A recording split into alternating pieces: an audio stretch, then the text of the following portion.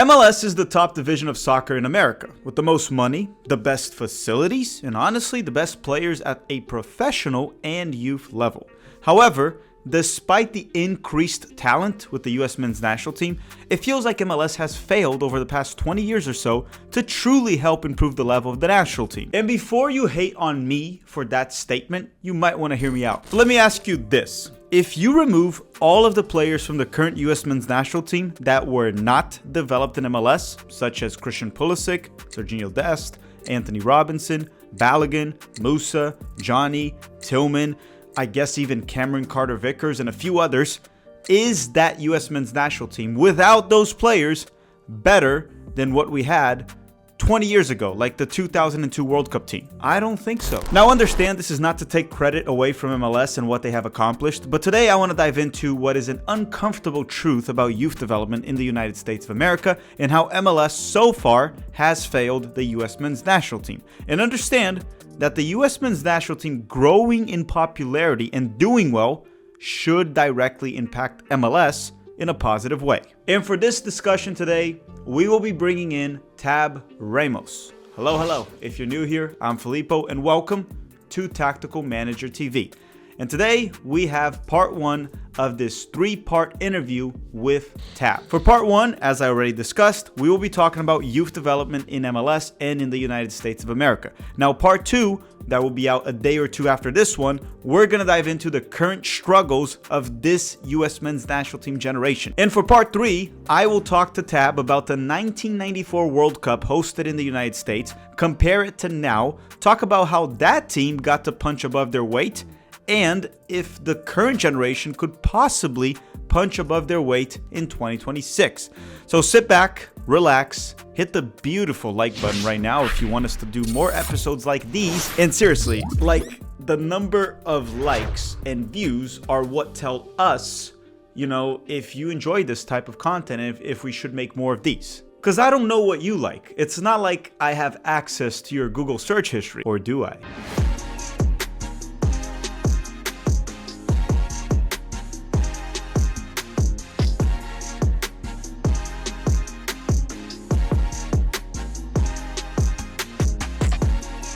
All right, everyone, today we have a special guest that's been here on Tactical Manager TV in the past, and we have him back today because a lot has happened since we had you here, Tab. A lot of actually bad things with U.S. soccer, some crazy things, some good things too, which I'm sure we're going to talk about. But before we even start, Tab, how are we doing? And thank you once again for coming along. Good. Thank you for having me on. It's always a pleasure to come in and just kind of talk about whatever, I'm always up for it. And Tab, actually, we have a lot to talk about because so this specific episode, this first one, I wanted to talk about Major League Soccer and youth development in the United States of America when it comes to soccer, because there's this narrative that's been pushed over the past few years that MLS has been doing a tremendous job with youth development. And I think we can both agree that there are good things that have been done, but I personally think the job is not that good. That's what I think from what I've seen and from some results. I want to open, before we even talk about a few things that came out, I want to ask you one thing. Do you think MLS is doing a good job when it comes to youth development in terms of maximizing the potential of the United States of America with soccer? Well, I mean, that's a really difficult question, I think, because I'm not sort of on the inside every day seeing what the work that is being done, club by club is. And what their goals are. I can only see the results of what we have. So I'd like to take that backwards. So I say, do we have more Americans playing in MLS right now? Is the work that we're doing in youth development, is that turning into professional players? Because that's what I look at the end of the day. We can, there's two sides to this. So you can look at MLS, and I'm sorry to be a little bit confusing here, but there's two sides to look at it. One side to look at it is you can say, okay, MLS Next, is this a league that's made so that you can develop professional players? And if that's the case, are we developing enough professional players? Are we putting more into Division I everywhere, right? So that would be one outcome that you look at. The other is say, okay, is MLS doing a good job for the general public, for everyone else, for kids who were playing in U.S. club soccer, kids who were playing U.S. youth soccer, rec kids. Are they doing a good job setting something up for them? Which is just to have fun and just to play the game and just to, by the time you turn 16, 17, you already quit the game. Are they doing a good job with those kids? So there's a couple different questions. I look at it only from the area that I know best.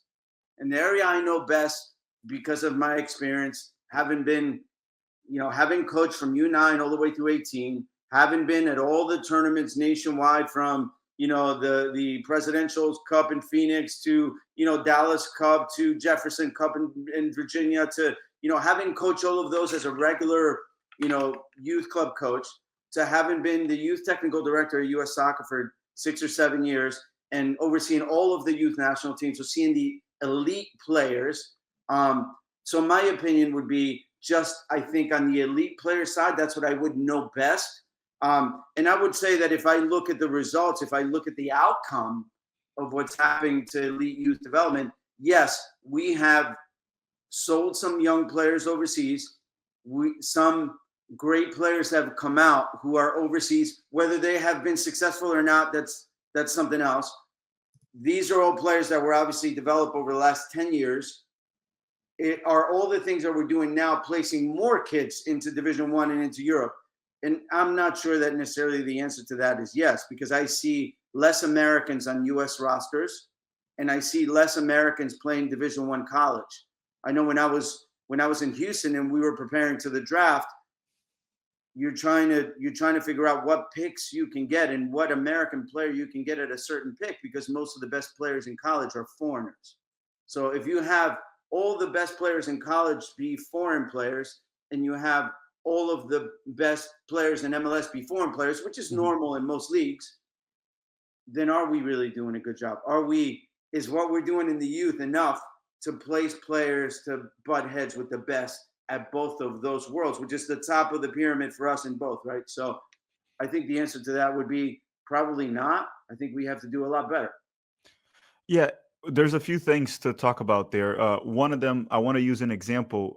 I talked about this before. I went to Japan last year and I went to watch the J League, and I thought the level was more or less similar to MLS, but without the DPs, right? Without like a Messi and those guys. So the level was similar. The difference is the J League, most of the players are the best players, they're Japanese.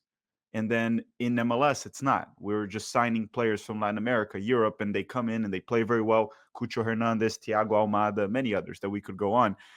The one thing that I talk about often too about evidence of whether or not MLS youth development has improved drastically, if they're doing a good job, if they're making it more accessible, if they're scouting properly. You talked about that briefly of like, are they giving it opportunities to all the players at the youth ranks?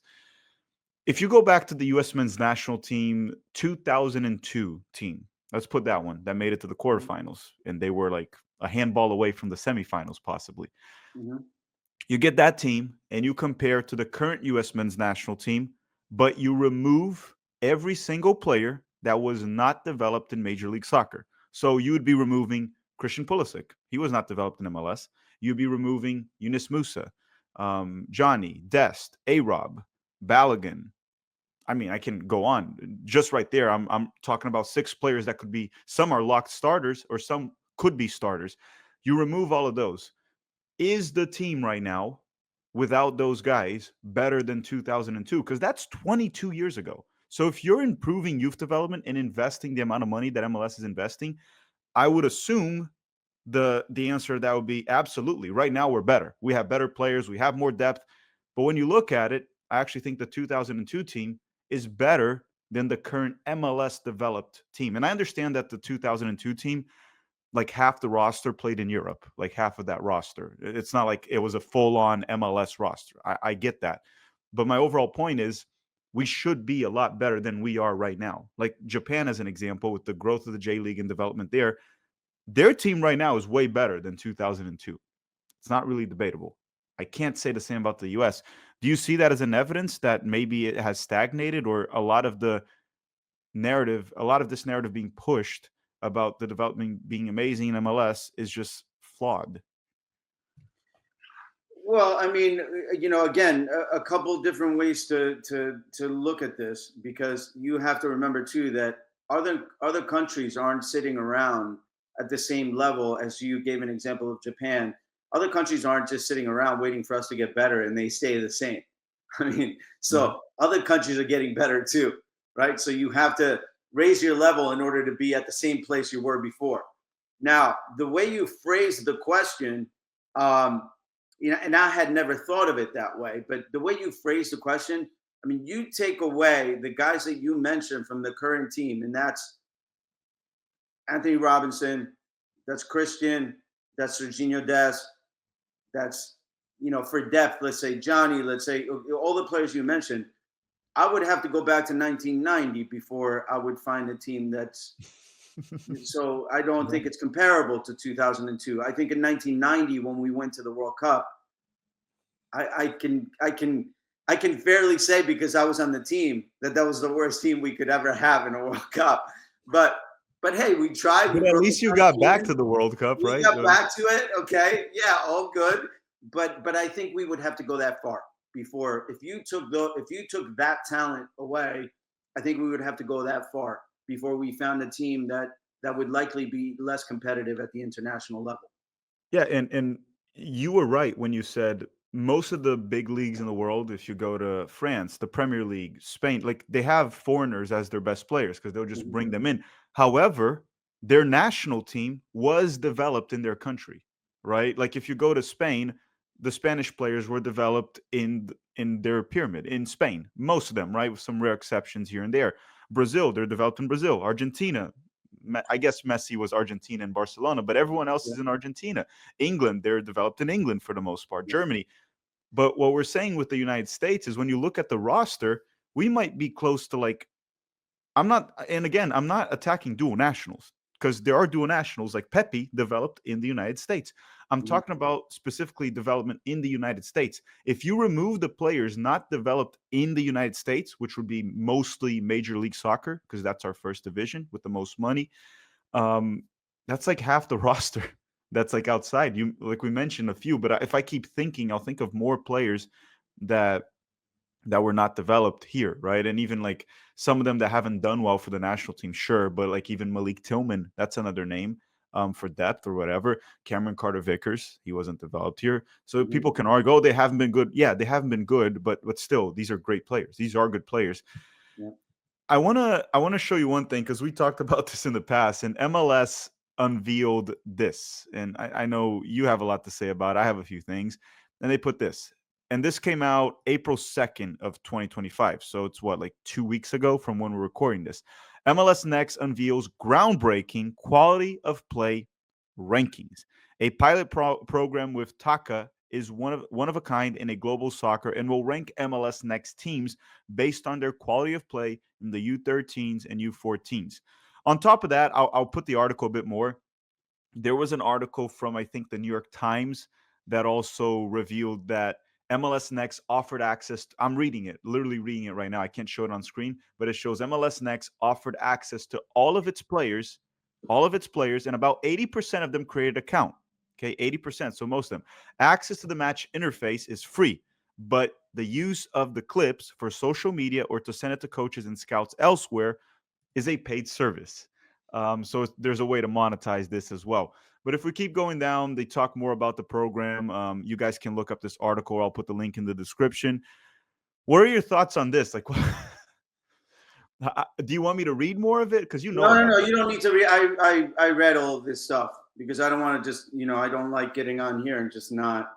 I don't want to say I know what I'm talking about. It's always just my opinion, by the way. So it's not that my opinion is ever right. It's just mine, and I have a lot of experience in order to have my opinion. I read all of this stuff, and it goes further. So they had, I think at GA Cup they had a trial run of it, and they determined that several of the highest ranked teams were not winning teams, and they say that as a good thing, right? So Okay. now we've decided to run this program because we ran a pilot, and the pilot showed us clearly that the teams that didn't win played the best. Well, but aren't we playing this game to win games? I mean, if this is, and this is where I go back to what I said before to you, where are we just concerned one thing is the players who have fun and love the game, and you want to keep them around, and they will become fans eventually.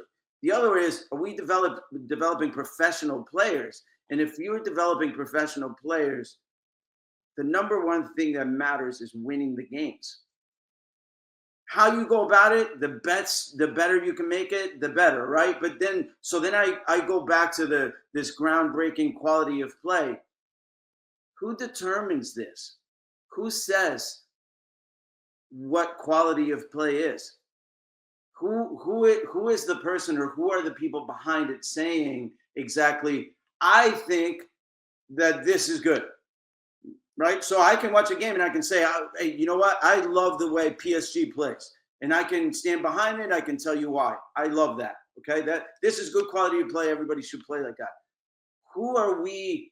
Who is saying this? Who has the experience to say this? Who is determining? Because that person, whoever it is, like that's a big responsibility. I hope they have a lot of experience in youth development, because they're the ones determining whether this is actually quality. And do we all think that quality is the same? Maybe I'm watching my team and I like the way PSG play, but you like the way Inter plays. I mean, that's different. So which way are we going? So that's why it's very difficult to have one straight answer as to, is this good or bad, ranking the quality of play. I'm not sure what's good in this quality of play. So tell me what it is first. Is that how many passes you complete? Because if you're going to tell me that several of the teams that didn't win had the best quality of play, that were ranked the highest, well, maybe they were losing the game the whole time. That's why they had the ball. So, yeah, they had the ball. They dominated the game, but it didn't matter because they were losing 3-0. I don't know that they weren't. So from outside, I'm saying, okay, your computer is telling you that this team was great with the ball, but they just took on 3 goals in the first 10 minutes. Doesn't that change the game? Yeah. So these are the things that I don't know. So when you're using analytics to rank things and determine what's good and what's bad, analytics are very helpful. I think they're helpful for coaches to draw up their final decision on what they're seeing, maybe. But the decisions need to be made by humans. Humans decide what's good and what's not good. And hopefully humans who have been in the game for a long time, who have seen a lot of different things. So, it's a slippery slope of for a country that doesn't necessarily already have a culture for soccer. I think it's a slippery slope here that we're on, and I'm not sure if it's good or bad. I'm not sure because I don't know who's determining that. I think, and I'll just give you my quick opinion on this. I don't think it's good or bad. I think it's a little irrelevant. I think that would be probably the term I would use. Mm-hmm. They do say something here in the article that I somewhat agree with. He's like, we prioritize individual development over competition. Sure, it's much better to have a youth team that develops 1 or 2 players that you actually utilize rather than winning youth trophies. But again, it does go hand in hand. If you have the best players, you're probably going to win more youth trophies. It's not always the case, because very often they'll use like big countries or great countries that have good teams. It's like, oh, they don't win youth trophies, but they win a World Cup. Very often they're 18s, 19s, and 20-year-olds, the U20s. They're already playing a professional level. So that's why they're not playing for the youth teams. Therefore, they're not going to win a U20 tournament because they don't have their best U20s there. Like Lamine Yamal was winning the Euros when he was a U18 player, right? He wasn't. Now, if you put him in the U18 level, that kid's going to drop 3-4 goals a game. Right. So he wasn't there. And then, Spain is not good at the U18 level right now. It's like, yeah, their best player is not there, and many others. But the thing for me with this Same is, with us, by the way. Same yeah, with us. Tyler every Adams country. Tyler Adams played on the U20s only when he was 2 years younger. Like he did in his age group, he didn't play. Christian Pulisic never played in the U20s. Yeah, Like exactly. so we have that too. Yeah. Yeah, almost every country does. I Mhm. think the only country that is very successful at the youth ranks and the senior one has been mostly Brazil and Argentina, but that's because they usually have like an insane depth. So Yeah, they're they the do. rest of their U20s there's Yeah. just so many. But other countries, like, they're not that successful. Like, we've seen Mexico be incredible at the youth ranks, and Mhm. then nothing special at the senior level.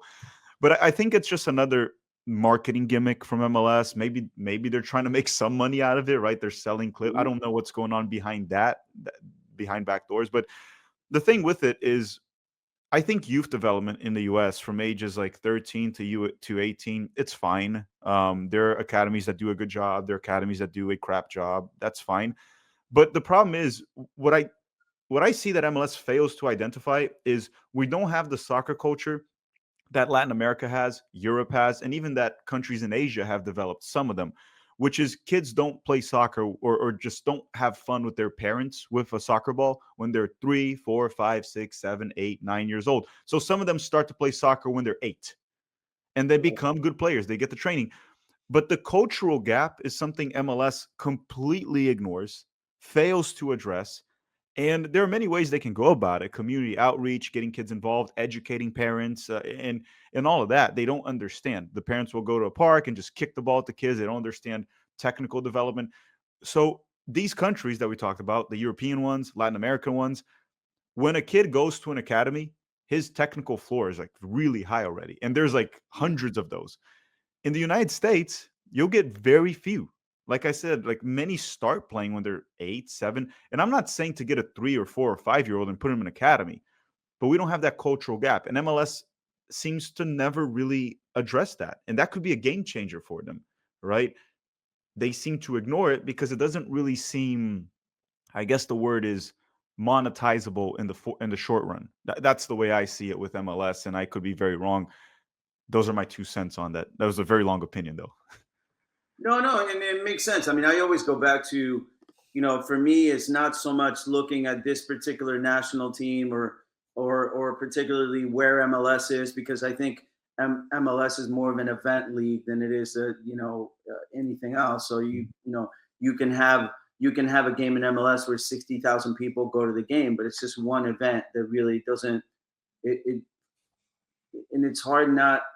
I don't want to make it sound negative, but I'm looking at the future of soccer in this country, and I'm thinking, okay, so you can have a game in Chicago with 60,000 people, but it really doesn't go deep into the culture of Chicago. It just goes to those people that came to that day to watch Messi You're play. talking about Messi's game. Yeah, This yeah. weekend. Well, and that's just one example, right? But that's Yeah. happened all over the country. Wherever Messi goes, everybody wants to go watch, which is great, by the way. He may be the best player ever. So of course, if you get one chance to watch him, you're going to go. Okay, so like watching Michael Jordan, so you're going to go watch. But what I look at is, when we had the World Cup in 1994, that we created a league, and that you would hope that 30 years down the road, you're in a different place, but not in a different place because the league has gotten so much better, which it has. And I mean, we'd be crazy not to give all the credit to all of the things that Don Garber has done and MLS has done. Even if we can disagree on a lot of the things they're doing, MLS is a very good league. Like, it's there, it's great stadiums, it's a great atmosphere. But what I look at as an older guy, I look at it as, and I've said this before, and I'm sure you've heard it, but can I go to the bar down the block and Mhm. sit in between a couple guys who are there watching TVs and talk about soccer? And that's no closer today than it was in the 90s. Like, we're still not talking about it. I was with a friend at a bar a couple of weeks ago, and it was a Saturday night. It was like maybe like around 7, just sitting there watching stuff. There was women's golf on, there was women's basketball on, there was there was men's golf on, there was NBA basketball going on. They were all on all the TVs. Not a single soccer game anywhere. Right? And okay, that was okay for us to see in the 80s and in the 90s. We were used to that. You could only watch soccer if a friend of yours had one of these huge satellites in the backyard that could get a game from Italy or something. But this is 2025, man. Like, we have a league going. How come people aren't seeing it? And People it don't feels see it. like, And and it, there's like, the culture is just not there. And it's not, I mean, if you're going to say the league, how far has the league advanced? I can't even put a percentage on it, like into the thousands or hundreds of thousand percentage it's grown. But how much has the culture of soccer grown? Well, when I see that the women's basketball ratings were, the women's college basketball final was 8 point some million, and that's 20 times what the MLS Cup final is. That's women's college basketball, 20 times what MLS Cup was. for ratings or for people watching it on TV. I mean, man, that's a big gap, and that's not saying like bowling, got the same numbers. That's forget NASCAR gets a couple million. You get, and then forget the other sports, right? Tennis, golf, NBA, Major League Baseball, and NFL, right? Completely different planet. But we're still like so far down when it comes to TV, and people aren't watching, and people don't watch it. It's hard to so this goes back to what you said about, hey, kids don't play until they're 8. They start playing at 8 because the parents are like, oh, can we find an activity for our kids to do? Hey, they have Johnny's playing soccer with Joey. Can we just join in? We join your team. Like, it's not about the parents watching soccer on TV and going, my kid's going to play soccer. Like, as soon as I can sign him up, I'll sign him up. I don't think that's necessarily happening. So, No, and the bar thing. That's the gap. I'm sorry, but that's the gap that we haven't closed. Like, can we say that we're doing better? Yeah, of course. We're doing better. But man, the gap over 30 years hasn't closed that much at all. Like, I'm still going to places where people have oh, that's soccer. Yeah, you guys you kick that ball. What are we talking about? And when you get a little bit of that culture that you talked about, it's usually guys talking about the Premier League or Liga MX. It's not MLS. When you do get it, occasionally in certain areas of the United States. No, you're absolutely right. And I can speak on behalf of like Orlando, for example. I think Orlando City's done a terrible job in terms of community outreach. Most of the people in this city don't really care about Orlando City, which is crazy, right? There's a massive Brazilian, I guess, like Brazilian immigrants that live here right now in Orlando, a huge community, Brazilians, Venezuelans that would love to probably have a local club that they can get behind. And it doesn't really give them a reason to. And again, that's probably what we talked about. You had Kaká was there. I mean, the team now is good. They play decent soccer. Like, you have a beautiful stadium. Yeah, and the city has grown so much. The city has grown so much the past 7 to 8 years in terms of population, infrastructure, entertainment, and again, we talk about. You are right. MLS in terms of infrastructure, money spent, and quality of play, they've grown towards numbers that we can't even measure. But in terms of that cultural gap, there's definitely some growth, but it is something that we can probably quantify, and it's not that impressive. And that's probably what is disappointing in that sense. The TV numbers are terrible, and even before someone like questions your numbers, the WNBA was it? No, there was the Women's March Madness, the women's college game that you talked about that got 8 million.